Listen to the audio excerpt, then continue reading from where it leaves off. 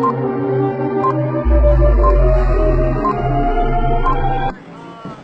you give us an update lang, sir, what's happening on the ground?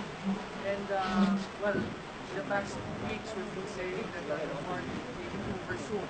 So, can you give us, sir, updates on what's happening on the ground?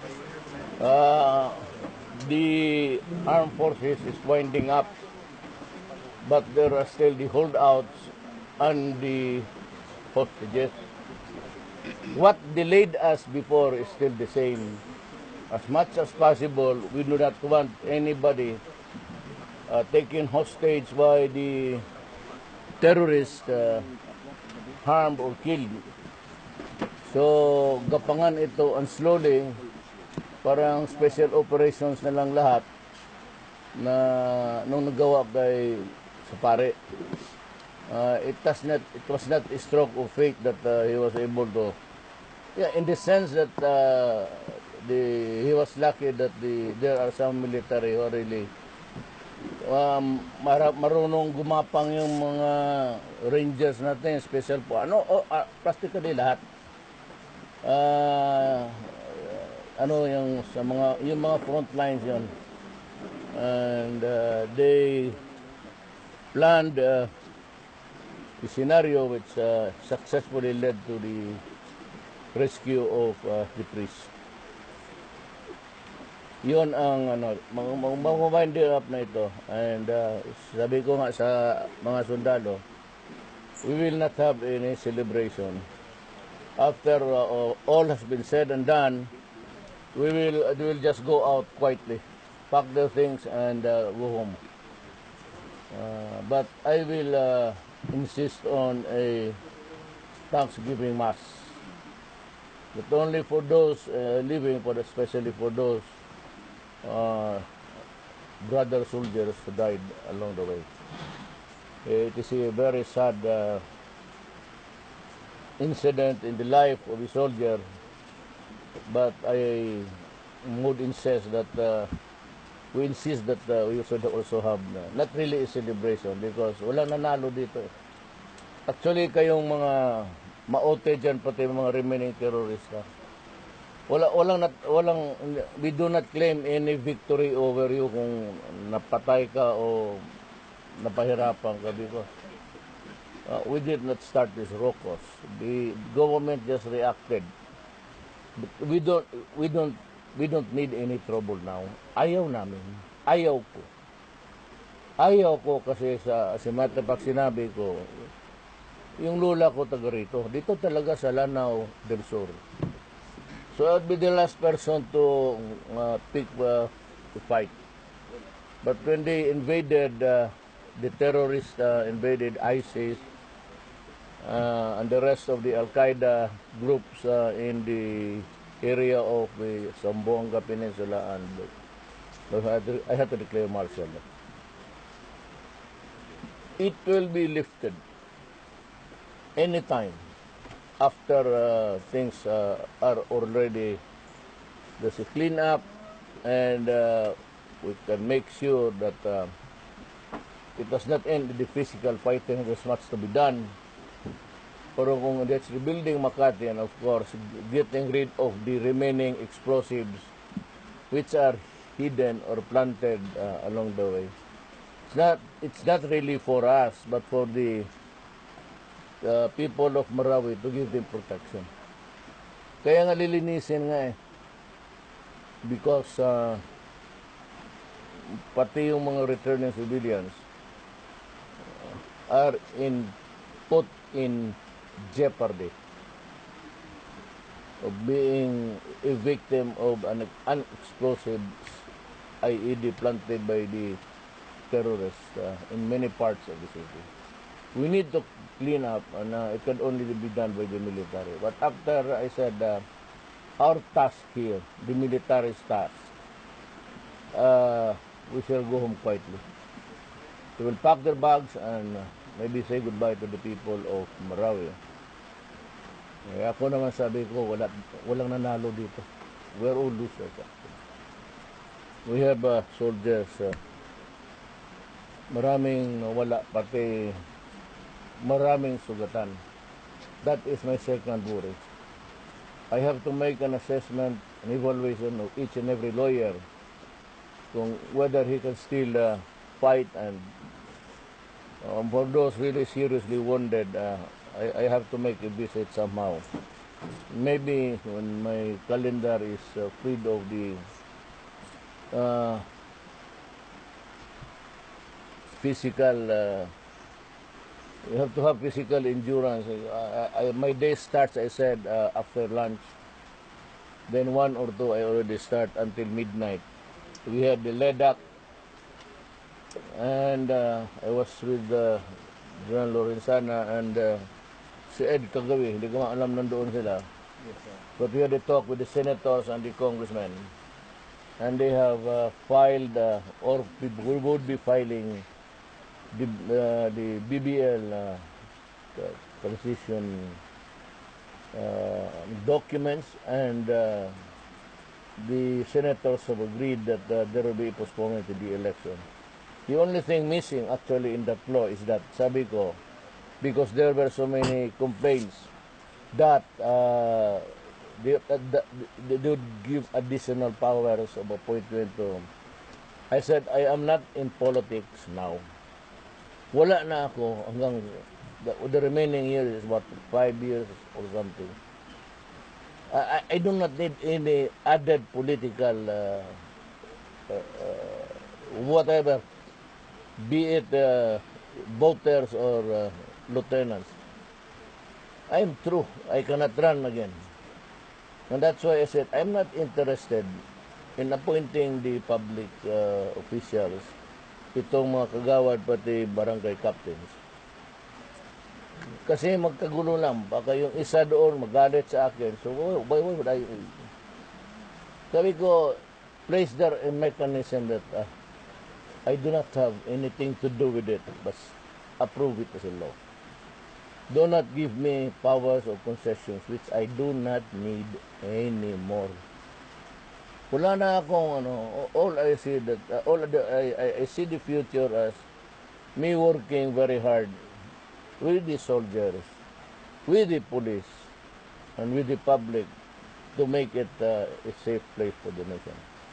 But the war on drugs will continue. There will be no let-up. We will have shortly a secretary of DILG. It's vacant. I do not have the permission to say his name in public. But it will continue. Just because there were 1, 2, 3, 4, 5 or a dozen unnecessary deaths. And I agree. that it was not those incidents, especially those covered by CCTVs, well, they have to face the punishment. They have to be prosecuted. Lalo ng mga police, karahang police, and they went to a killing spree without following the law. Ulitin ko, when this is the policeman or a soldier, and here is an enemy now or a criminal, the duty of the police is to announce his authority that he is the police officer and he is arresting. It's worth repeating kasi hindi narinig ng pati mga civilian. Pag hinuli kayo ng police at sabihin niya arestado ka, you are arrested, you are under arrest because of a crime you violated. The police must place the guy under the authority of the government. Anywhere in the world, be it British, American, when the police says you are under arrest but you committed a crime, the duty of the criminal is to surrender. Because if not, the next law that mandates to the soldier or to the police is really to force you to surrender. And you should, the first duty of a civilian in this country, and any country for that matter, your obligation is to surrender so that the police can place you under the custody of the law. Physical, arestado ka na, then you are brought to the court issuing the warrant, or your case was warrants without arrest. Committing a crime in the presence of a police officer, about to commit a crime, or had in fact committed a crime, those are instances which do not need a warrant. There is no time anymore if he's about to commit a crime and go to court to secure a warrant over it. He would not have the time. About to commit robbery, murder, or entry into a house, then you surrender. The second is he already committed. There is a shooting incident inside the room, or there is a stabbing or a quarrel that would result in deaths and physical injuries. The police can enter the house, find out if there is a crime committed by the shouts, or the neighbors will say that there's something serious is going on. He does not need a warrant, although he is exempted from the crime called trespass to dwelling.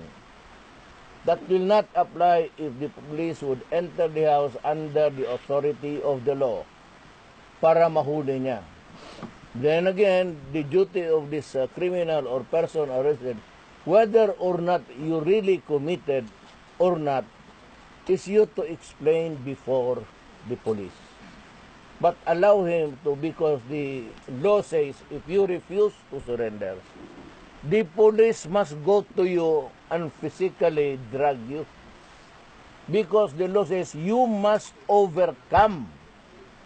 Kailangan makuha mo talaga yung tao. That's why it ends sometimes in a quarrel rocos, because especially drunks, and especially those walang kasalanan, they would fight with the police. Sometimes they are really, the police is trained for a martial arts, or maybe 2 or 3 would arrest you physically and restrain you. Kaya nagkakabukol-bukol minsan yan. Kaya human rights, I'm telling you, not all physical injuries that you see on a person was really would have been a crime for you. Because in fighting the police, you might be, use a fist. Because the law says you must overcome the resistance, so you have to go physical. And if that does not arrest by order, you can drag him. And that process alone would mean that there would be some injuries. And if he goes to the physician and have him have a medical certificate to go, the vow now, the fad, or the style prevailing, they would also file a case against the police. And if the police is suspended pending the charges na he violated the rights by going physical, in the first place, he should have surrendered. We could have avoided injuries. But that is the law. They file a case against the peace officer to gain a leverage. And a police officer, before my time, was that they are really hesitant. And that is why no arrest on drugs on a large dimension has had happened, because I think we would always file a case. And the police are afraid of cases. You, an ordinary police, with a salary of 14,000, the entry pay, and if he is suspended that day, he can no longer bring rice, food to the family table. And with the meager, he could not have, would not have the resources for the continued education of kawawa eh. I-demanda mo, because when the file cases against the police, and the police must submit to there is about 2 or 3 which is that he was drugged because so that's part of the arrest, and that is what makes the human rights and some bleeding hearts ignorant. You should talk to a lawyer before you make the conclusion. Just because you saw him blooded, for all you know, he resisted all the way. And the police cannot stop there at that point when there is already physical violence, because the law says you must overcome the resistance. You have to overcome. Means to say, you can use force. Oh, if he puts up a good fight, suntok ka na lang, fist fight. The police cannot turn his back and say, I do not want a case filed against me. So that is why some of them are really liable, not guilty, for a prosecution, but they make all the things even. So walang police noon na matapang. When my time came, I said, go out of your sanctuaries, wherever you are, sa presinto, or if you are told to patrol the streets, catch this peddler, then that is the duty of the police. He does not follow that order of the president and the mayor. Neglect of duty or disobedience to the public authority. Aside from the fact that he might be facing charges that the injured criminal would suffer, he loses his job.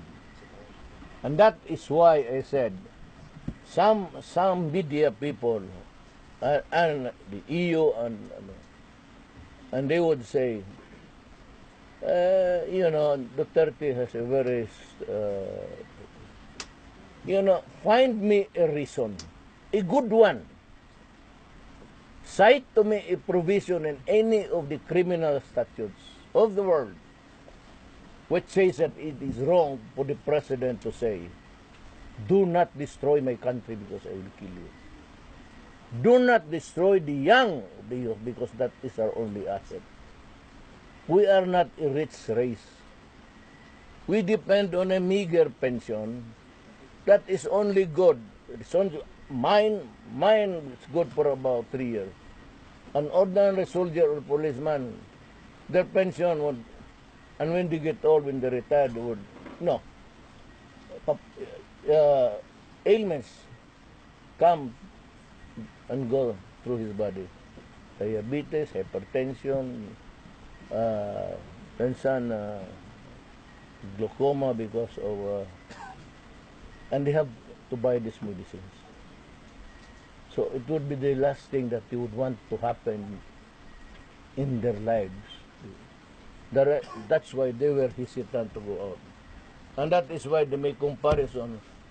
Why in the previous times, I would not want to specify any precedent here, nothing of that scale happened. Well, because the police officers are hesitant. But I would admit, as I have said, that there were killings unnecessary. And we are finding out by filing murder charges against them, like the Kian, who were caught on camera. I never said kill them unnecessarily. Go out, arrest all criminals, but if they offer a resistance that places your life in jeopardy. Look at the police, look at you have the internet now. Look at the place where the policeman, after the Kian incident, because there are really plenty of drugs in Caloocan, the police conducted another raid. My policeman was shot in the head. I did not even notice a coverage of that. Nothing. Well, once in a while, you see the drug addict. I've been telling you, they are a violent human being, especially if the brain is destroyed. There are no more connective nerves working inside the gray matter between his ears. So, a policeman 2 days after was killed. Now, of recent memory, the other night, you saw a guy who was drunk. You saw him going around with a knife. It was really comeuppance for him because the camera, the CCTVs there saw the actual. Had it not been otherwise, everybody would say, the police shot them. Look at the way, I admire that police, so I want to see him and congratulate him. When the attacker, who was deranged with drugs, began to attack him, he just parried the several blows with his hands.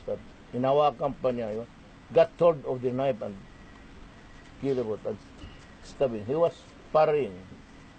It was not only after he fell down, tapos pumatong the criminal was above him, about to finish him off, and he fired. That is the police that I wanted, but do not expose your life. If you sense that you will die, why would you allow a criminal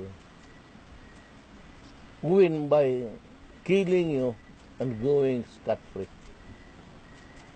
If there's nobody, had it not been for the camera. That's why I said there are a lot of guys who are crazy going around. Here, I've been telling you that there is a flood of drugs in it. Marawi is one here. Because every known, I cannot show it to you. But everyone here was producing shabu. So when we were trying to find out where did this money come from to finance terrorism, we asked the international investigators to give us a copy of the transmission of money. And there was only one outstanding operator, aside from two civilians, but one was a police officer.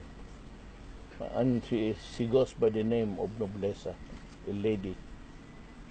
A lady peace officer, I think it was a major.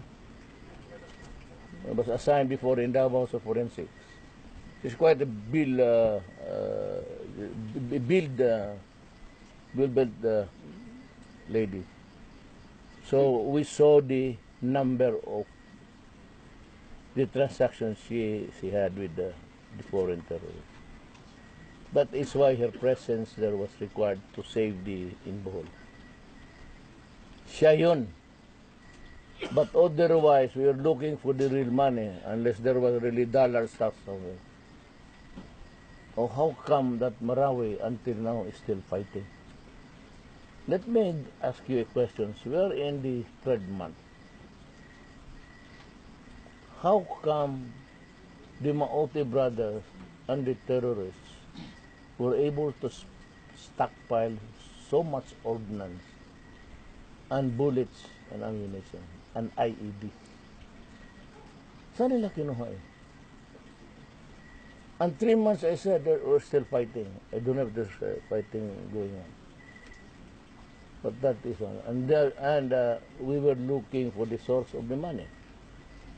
And I will just point out to you. As Mindanao is a rotten. We had now a good picture of what happened in Marawi about that. This is the matrix.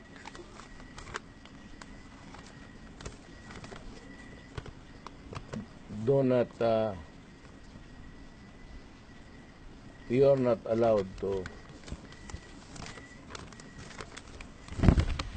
because I do not want to compromise our agents or the deep penetration agents. It's really, but you would notice, utang ina niyan.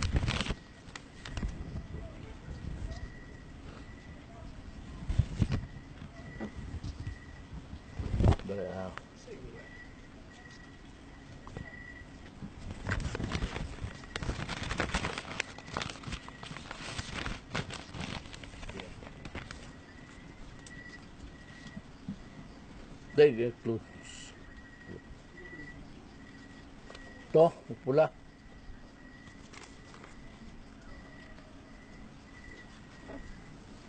That is part of the discovery of the military. Parahinog. The mayor who was killed by the police during a raid. So, he died, and they want to exhume the body. I maybe they have already done that. For what? For what? Filing a case against the police? That's my order. I was the one who gave it. So why don't you file a case against me? Everything that happened here in Marawi, I was the one who declared martial law, and I will answer for it. The responsibility is mine and mine alone, not the police and the soldiers. Akin yun. Kung baka sa hantak yan, aking antog yun. Ano mo yung antog? You have this stone there. Kung ano naman yung coin mo, tapos ito, antog, aking antog, ito dito. At saka marami pang putang inang mga mayor kayo. Sige. Kaya sabi nila, bastos rabong nga ako. Totoo. Talagang bastos talaga ako. Gawin mo sa bayan ko, eh. Putang ina mo, talagang bastos ako. Galit ako. Sabi ko, ilan naman ang sweldo na itong mga polis, mga... Pagtanda nito nila, saan sila magkuha ng oxygen? Saan sila magkuha ng medisina? Antibiotic? You think that that pension will only be spent for their physical needs? Hanggang dyan lang ang pension nila. They could not even enjoy it because it's quite small. So, they would need the children to feed them. They would need their children to buy the oxygen. They would need their children to buy the antibiotics if there is a contamination going on inside the body. Mabuti yung magprangkahan tayo. Filipino nation, find me a law which says that I cannot say, if you destroy my country, I will kill you. Find below which says that I'm liable for anything when I say do not destroy our children. Because they are the only assets that we have. And then when we grow old, they take care of us as they took care of us also, their children when we were young. That is the sad story. And those OFW suffering abuse, rape, doon sa countries they are deployed, and they cannot even get justice because instead of them going to jail, the criminals, our women are in prison. That's the problem. And they go there because they want to look for money so that their children can go to school. Look, if this is the family, if one child gets hooked into drugs, this family becomes dysfunctional. If the father goes out somewhere in the Middle East and the mother follows suit, and the children are left with the grandparents or aunts and uncles, especially the young ones. They're so fragile in the company with other guys, even with relatives. So how many times did you read that he was raped by the cousin of his father? Because they're vulnerable. Why? Because the family is already dysfunctional. Nobody would call him to go in for the night and retire. Nobody would keep track where they would go.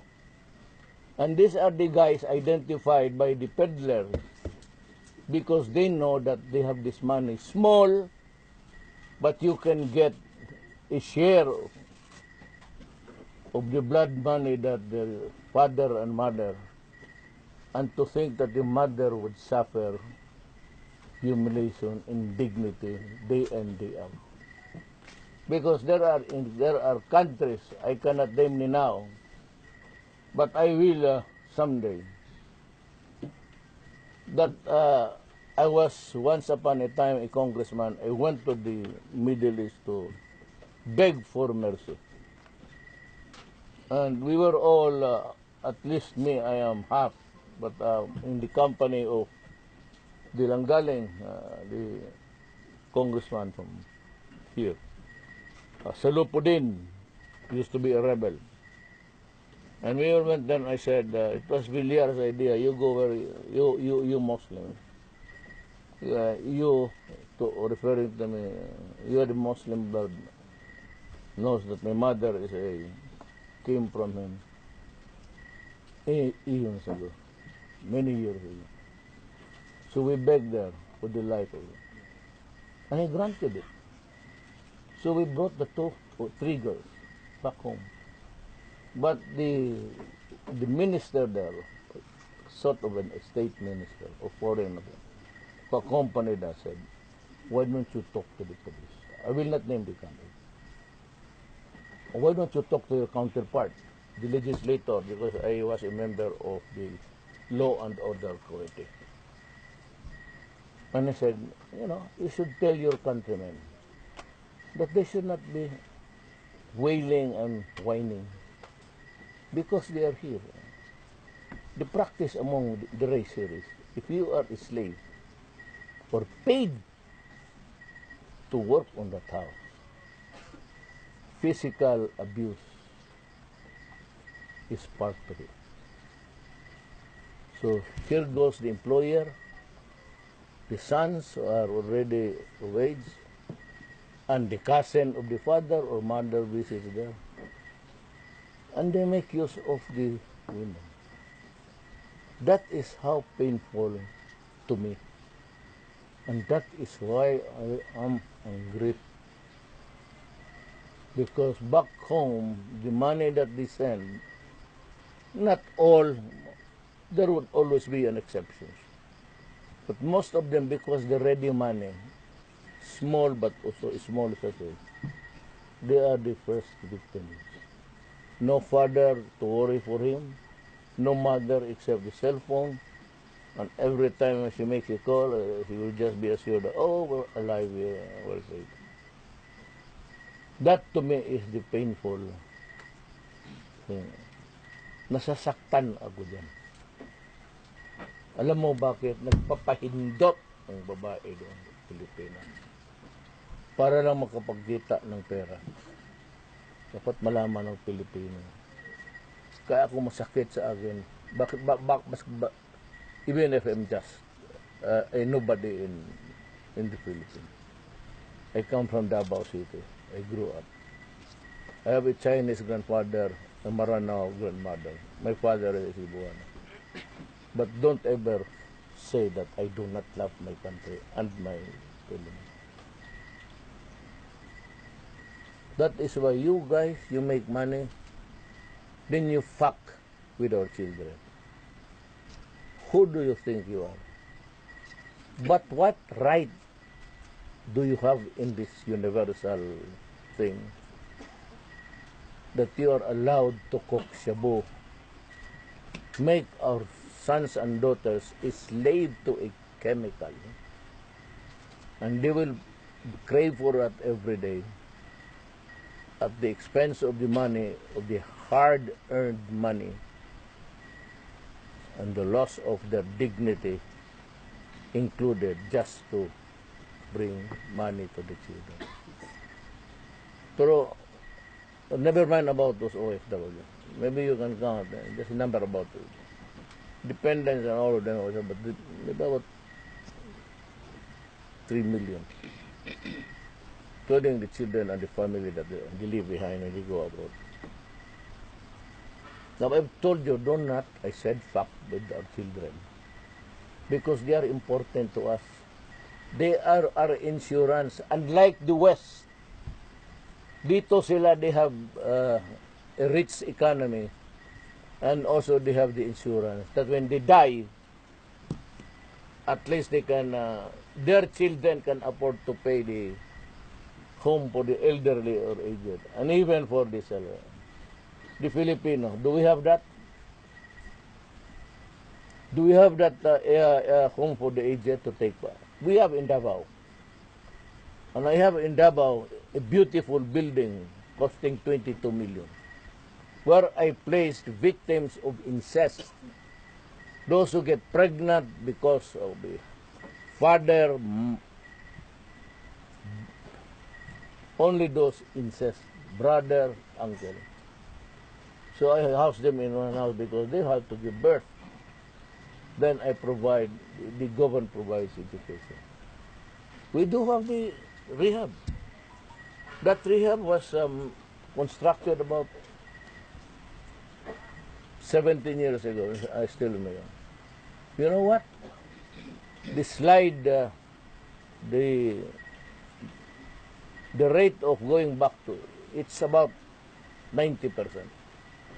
Most of the time they go out, then they get into the habit again. The failure of drug rehabilitation is almost 90. I know that. And you have been to Davao.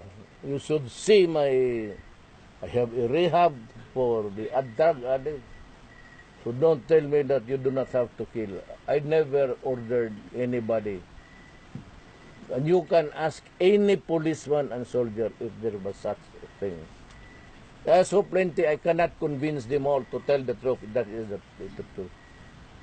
If you can find about 5, those are neutral and not my political enemies as they would want to, I'll step down as president.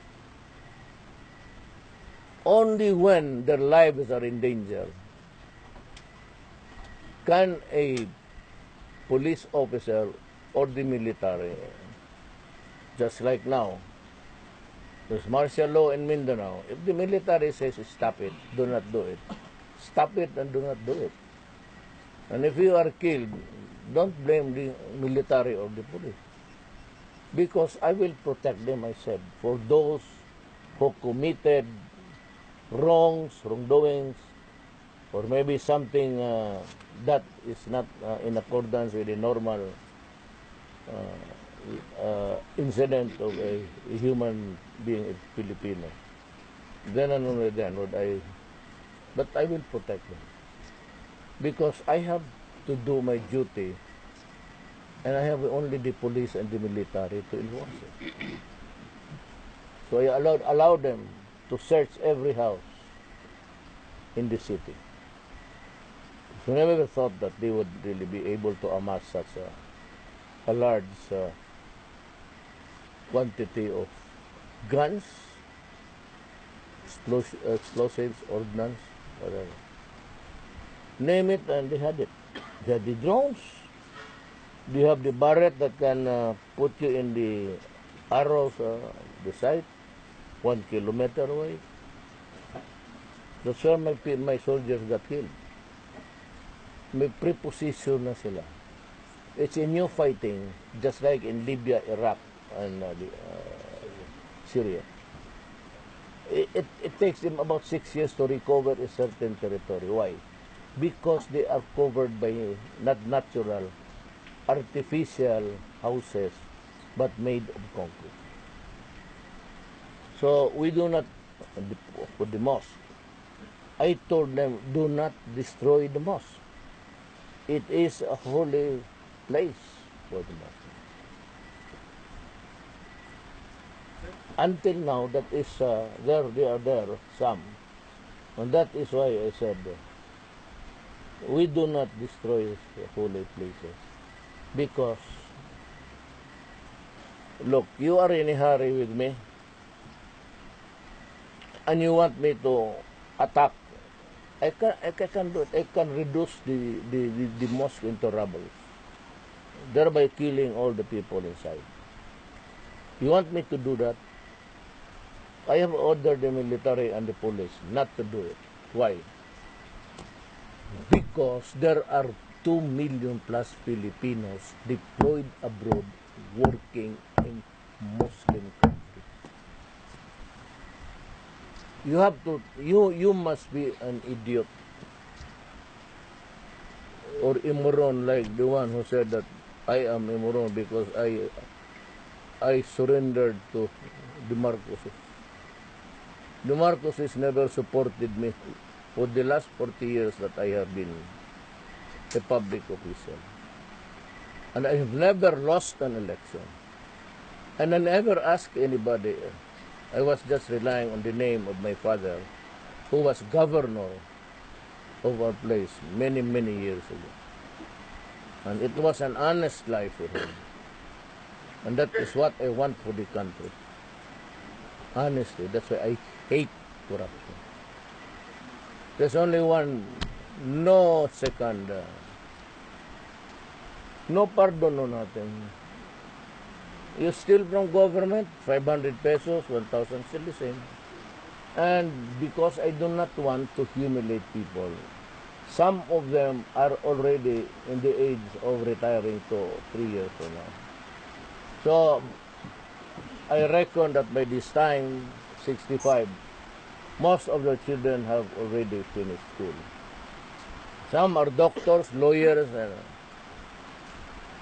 even police. So I would not want to put them to shame.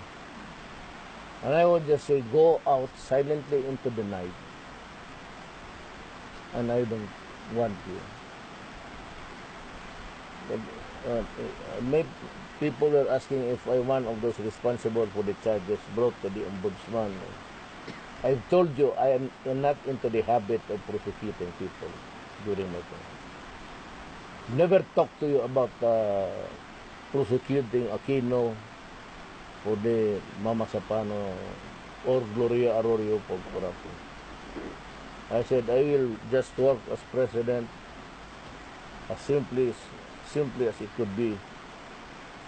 And I even ordered the removal of my picture in all government and schools. My face, I have yet to prove that I am a hero. To enjoy the privilege of my picture being placed there in schooling. I said, go for our national hero. There are plenty of them. The newest one is Lapu-Lapu. He was the guy who killed Magellan. He was the first imperialist to set foot in this country in the Battle of Mactan. Pinatanggal ko. I had my pictures removed entirely. I do not want to sit in the offices of my cabinet member because I know that power is fleeting. I know that because I am a son of a politician. When my father died, suddenly we found that we are alone. Now that I'm president, I know that you would know how to cajole, how to condescending attitude in front of me. You do not, you work, it's like it's on the merit. Board of Generals will decide where you go. I haven't talked to General Anyo or to General Lorenzana about appointments in the government. I do not even control their recommendees, whether they are pro-Duterte or no. No, you can ask anybody. The directors. What I said to my government, we have only one, the department, the incoming housing top poncho is General De Rosario. And General Anyo would be in his retirement come October. Inshallah. He will be the DILG. Oh, it's a training. We're gonna go out. We spend until 5 o'clock in the morning answering questions. Bakit kayo umabot dito? Yes, sir. Sir, the matrix issue, can you tell us in general terms what it's all about? Is it the angle of drug lords that you had previously identified funding the Marawi crisis? Yes, the terrorists are funding them, including the politicians. Politicians here in Central Mindanao. No, might be some of them, but they are protecting. I was not saying that Mayor Mabilog was protecting, was making shabu. I said he was a protector, number one. Remember my statement, the very, very first early days, when I was president. I called the attention of the Iloilo people. Your city or your province is the most shabulized, if there is such a word. The most shabulized. Now, you want me to name him again? It's my Mayor Mabilog. And he is out of the country because he is afraid to suffer the same fate with Parahinog. But Parahinog, different. At least there is a semblance of an authority. He said he was a protector, but maybe also part of the gamblings and I am not sure on that score. But I'm sure whenever he was talking to him, I was listening to him. Don't ask me how what kind of listening device. It was a whisper from God, and I was listening to him. So they were all tapped.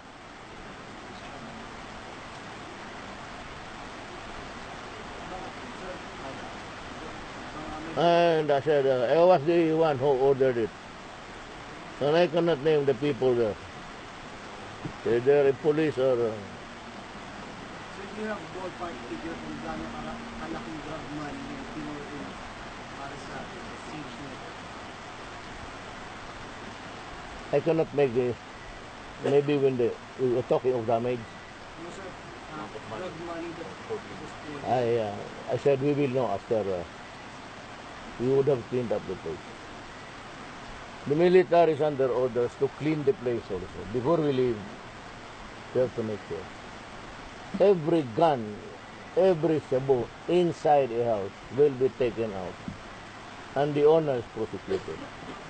Explain to me why you have so many guns, and explain to me why there are shabu, or you have a lot of money. Almost millions recovered in the early days of the drug war. Almost. Oh. Hindi lahat pera, ha? Shabu. Money, about 50 million plus. And another several. But it is duly accounted for. Yes. French TV. Oh. So it's been like the longest, the dangerous strike. How responsible do you feel about all the destruction in Marawi? Well, I'm sad that we are fighting and killing Filipinos on our side. Also, I've lost so many soldiers. It is not a victory for anyone. I even said that we do not celebrate that victory. When the time comes, when our task is done, we will pack our things and go home silently.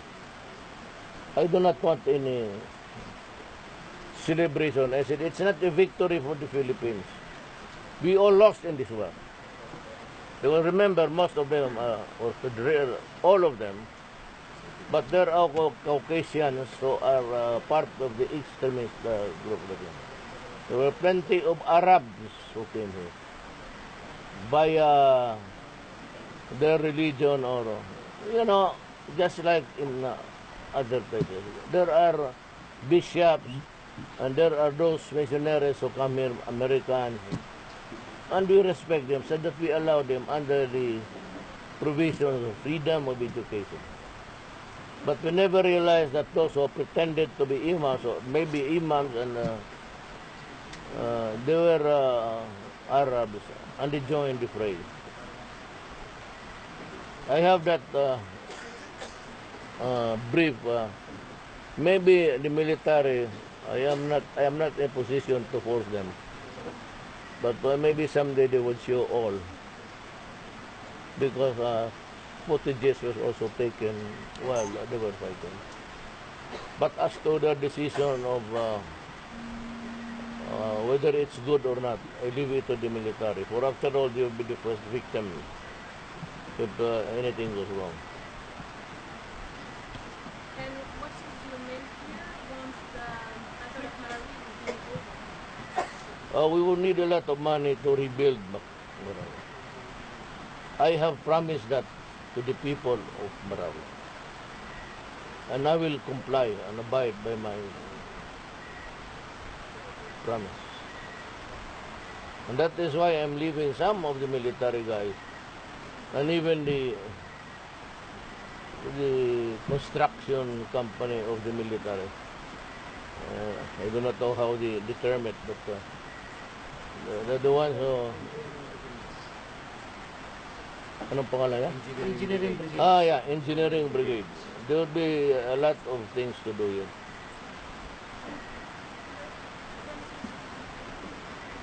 Mr. President, what are your main conclusions and main decisions in order to prevent that something similar, like in Marawi, happens again during your presidency? It will happen again and again and again. I've warned them before that if they lose the land mass, I've warned the military, and many the first, I think it was the first command conference to be when I was president. And I said, this thing will be fought for generations to come. And maybe your sons and daughters will do it well. Because the ISIS has contaminated so many people pretending to invoke the name of Islam. It is not Islam. I know, because I said, when I was young, I used to visit it. I was even mascoted when I said the fifth time. I just keep quiet. That is of recent memory when I was president. When I was a small boy, I used to come to my grandmother. She died already many years ago. But I used to visit it with my cousins. Marawi. So, the hotbeds of those are willing to embrace an ideology of destruction and killing. It is not Islam. It is you can never find any a good Muslim and would say that it is this Islamic practice of killing all infidels, referring those who are non-Muslims. It's a violation of God's directive. That they're enough, like the mayor, congressman here.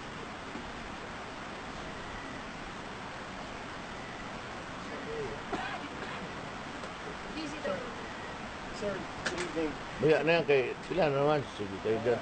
Sir, ang ASEAN would be in November. Yes. Now, preparations, today is September, so yung October, palagay din yung matatapos na It's just around the corner. Opo, Okay. just around the corner. On the wings. Wait. Mhm.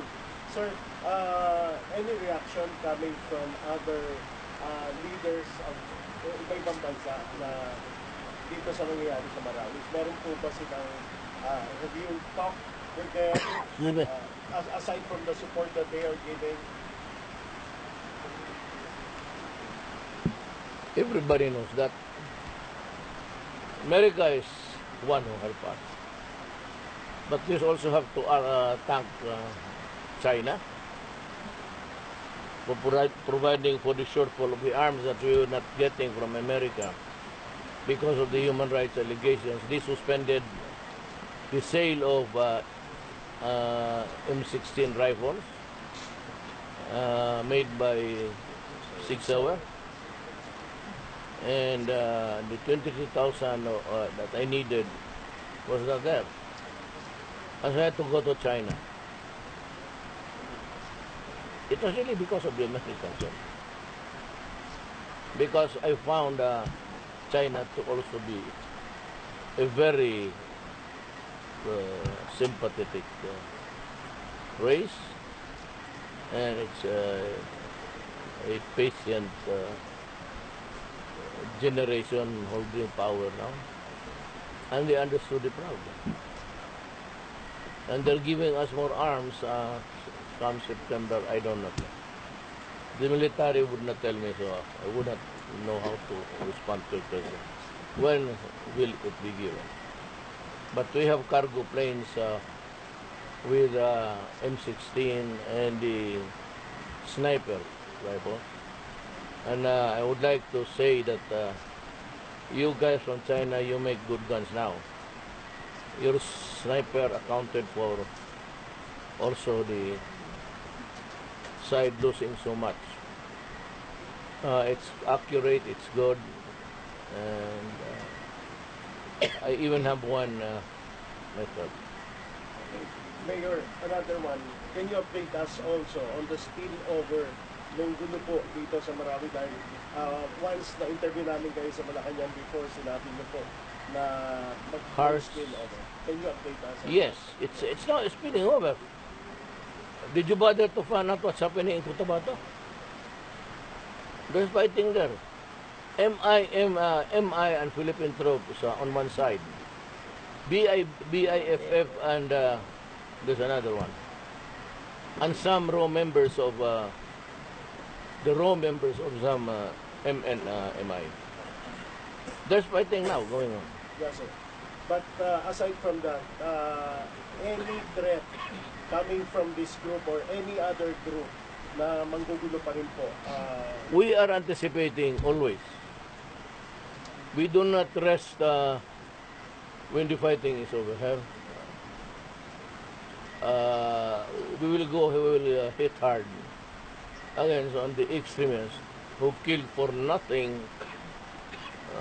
That's the Mexican way of saying, well, we are good to you, but would not tell you the truth. And as I said, other killer would say, I kill people for nothing. But since you are my friend, I kill you for nothing. We really do not know how God brought about that. Suddenly, government was went into a placer house to implement a warrant over it. And that was drug. The flashpoint started with the drug raid. Last on my part, yung pong sinasabi ninyo ng mga politiko, are they still here in Marawi supporting the troops? Yes, Ito po the implementor yeah. of the General Insana, he said to me when I entered this room that they want all mayors tainted with corruption and drugs be placed out of power. Maybe I'll suspend them after the investigation, or I will censure them, or I may dismiss them entirely from government. Most likely, if it's really positive, I will meet the worst punishment. Last but not the least, sir, pag-upo ba ni General Anyo as DILG Secretary, ito na po ang tatrabaho niya, yung mga mayor? Or ngayon pa lang po, papatrabaho? He has never stopped working against all forces against the legitimate union. They have not stopped. They've been there fighting in and out. Whenever they are assigned as trouble, there's an NPA problem, and we will also develop to take care of that. There's no talk forthcoming your way or our way with the Reds, because I do not see even a slight sincerity. They want us to hurry up as if we are their servants, and maybe because we were friends before, and I'm still friends with now. As a matter of fact, I requested them to release a policeman who was suffering from arteriosclerosis. That's what the doctor said. It's really something of a circulatory problem. They obliged. They released. I said, I told my aide to call them and said, tell them that that policeman is sick. He has medication for the heart. If he dies in your hands, it's your responsibility, and the killing would be so unnecessary. Thank you, Mr. President. Thank you. Guys. Thank you so much. Yes. Yung magaganda, mga binata, may asawa ka na?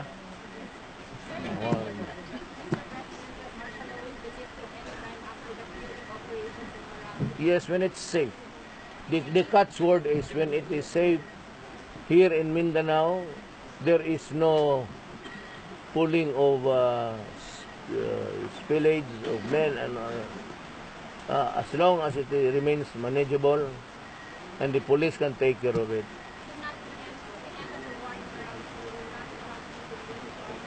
No, I said I have to clean the place and watch out if there is a spillover or any sympathetic group would initiate a trouble again for them.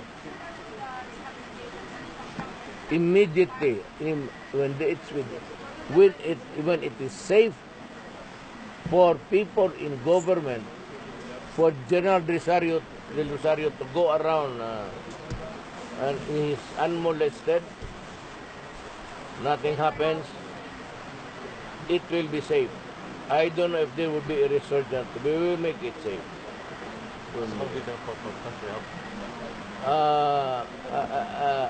Well, for those guys who did not turn over their proper taxes, we have collected a lot. You know, you remember the case against my son and my son-in-law? Well, he's a lawyer. They are Pampaway. his father, the parents-in-law of Inday, are really the Moraleses of Hawaii. The eldest is the ombudsman. So, when they were retained by Mighty King thought all the while that if he had a lawyer close to me. But you know, I cannot stop anybody from being a doctor or a lawyer. I cannot, that is lawyering. That is the practice of medicine, an accountant. Hindi ko mapigil. Sinabi ko lang, well, you know the rules. And in the initial days, they were offering 3 million. So I said, bullshit. They were the lawyers. And I told Sonny Dominguez, how much are they worth for cheating on us? And Dominguez said, it has to be like 40 million, 45 billion rather. So, I have the money to start. I cannot build the mansions, but I can build decent houses for you. I cannot provide the destroyed mansions there. We do not spend for rich people.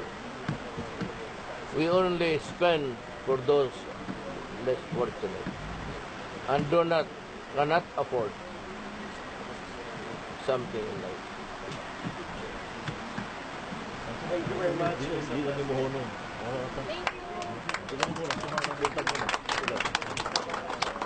You guys are going home?